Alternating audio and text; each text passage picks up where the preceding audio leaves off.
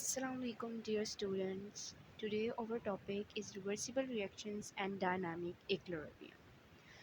तो reversible reaction क्या होता है हम लोग सबसे पहले ये चीज़ डिस्कस करने वाले हैं।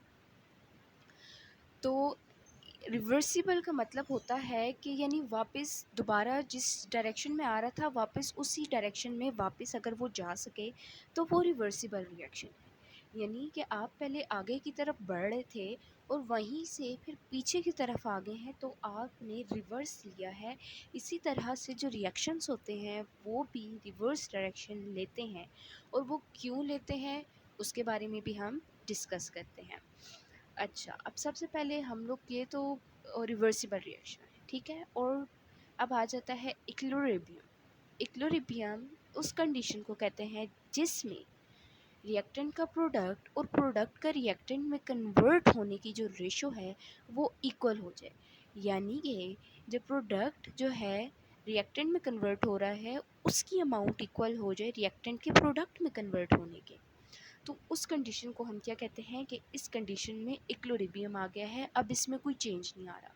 यानी कि अगर हमारे पास रिएक्टेंट के 5 मोल थे वो प्रोडक्ट के 10 मोल में कन्वर्ट हो रहे हैं तो 10 के जो प्रोडक्ट के मोल है वो 5 रिएक्टेंट के मोल में कन्वर्ट हो रहे हैं तो वो हमारे पास क्या है जी, इक्विलिब्रियम आ गया है।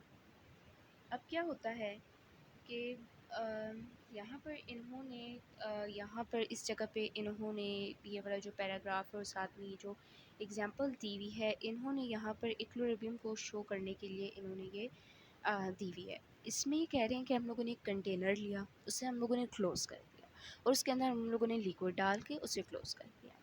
अब क्या होगा, जो लिक्विड है वो आहिस्ता आहिस्ता एवेपोरेट होगा और वो कन्वर्ट हो जाएगा वेपर्स में। तो लिक्विड पहले किस में कन्वर्ट हुआ, वेपर। पहले तो वेपर नहीं थे, पहले तो वेपर की कंसंट्रेशन ज़ीरो थी, पहले तो सिर्फ लिक्विड था। लिक्विड कन्वर्ट हुआ वेपर्स में, ठीक हो गया। फिर क्या होता है कि अब ये वाले जो वेपर्स हैं ये अगेन अब क्या होगा, इनकी जब कंसंट्रेशन ज़्यादा होने लग जाएगी, ठीक है, तो ये क्या करेंगे, अपनी वापस लिक्विड वाली जो डायरेक्शन है उसमें मूव करेंगे। ज़ाहिर सी बात है हायर कंसंट्रेशन से लो कंसंट्रेशन की तरफ आएंगे और इनके दरमियान ये लिक्विड जो है वो वेपर्स में और वेपर्स लिक्विड में चेंज होते रहेंगे। ये दोनों चीज़ें एक दूसरे में चेंज होती रहेंगी। तो एक ऐसी कंडीशन आएगी कि यानी कि आप कह लें कि अगर 5 लीटर वाटर है और वेपर्स यानी कि कह लें कि 3 to 4 बन रहे हैं तो यानी वो जो है 3 to 4 हम बार बार कन्वर्ट होंगे लिक्विड में उतनी ही अमाउंट हो। यानी कि अगर हमारे पास लिक्विड की अमाउंट 5 है और वेपर्स की भी 5 है तो वो 5 ही दोनों तरफ अगर आएगी तो उस कंडीशन पे हमारे पास इक्विलिब्रियम आ जाएगा। अच्छा, अब आगे क्या है कि यहाँ पर इन्होंने मुख्तलिफ़ तरह की एग्जांपल्स दी हुई हैं रिवर्सिबल रिएक्शंस को शो करने के लिए और इन्होंने भी ये मुख्तलिफ़ तरह की डेफिनेशंस इस एरिया में इन लोगों ने शो की हुई हैं, ये जो हाईलाइटेड हुई हैं, ठीक है, कि यहाँ पर ये बता रहे हैं कि हमारे पास जो होता है रिवर्सिबल रिएक्शन वो होता क्या है।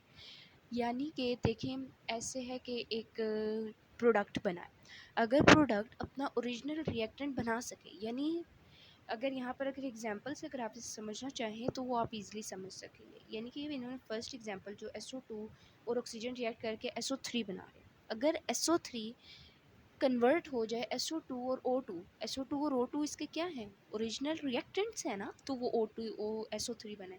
अगर वो SO3 में कन्वर्ट जो है ये इसमें वापस इस तरह यही चीज़ें बना देता है तो ये हमारे पास क्या है, एक रिवर्सिबल रिएक्शन हो गया।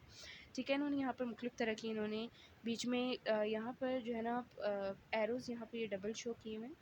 ये जो चीज़ होती है ये रिवर्सिबल रिएक्शन को शो करती है। अगर आप ये चीज़ यूज़ नहीं करेंगे तो इट्स मीन्स दैट आपका जो रिएक्शन है वो रिवर्सिबल नहीं है। रिवर्सिबल रिएक्शन को शो करने के लिए ये डबल एरोज़ लगाने ज़रूरी है, वरना आपके जो मार्क्स होते हैं वो डिडक्ट हो जाते हैं।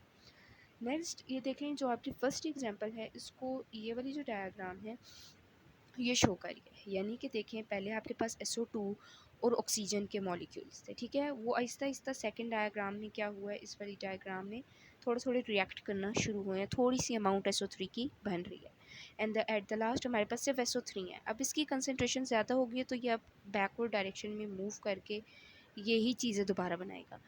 तो ये देखें, पहले ये बना और अब जो है हमारे पास पहले ये चीज़ बनी और अब वापस यही चीज़ बन गई, इसके अपने ओरिजिनल प्रोडक्ट्स बन रहे हैं। तो ये हमारे पास क्या है, ये हमारे पास एक रिवर्सिबल रिएक्शन है। और ऐसी कंडीशन जिसमें SO2 और O2 और SO3 की यानी कि एक दूसरे में कन्वर्ट होने की जब रेशो या आप कह सकते हैं कंसनट्रेशन सेम हो जाएगी, at that position the dynamic equilibrium will be established. So the topic is done. अगर आपका इसमें कोई क्वेश्चन है या आपको कोई बात नहीं समझ आ रही है तो आप कमेंट बॉक्सेस में आप मेरे से पूछ सकते हैं और मैं कोशिश करूँगी कि जल्द से जल्द आपको जवाब दे सकूँ।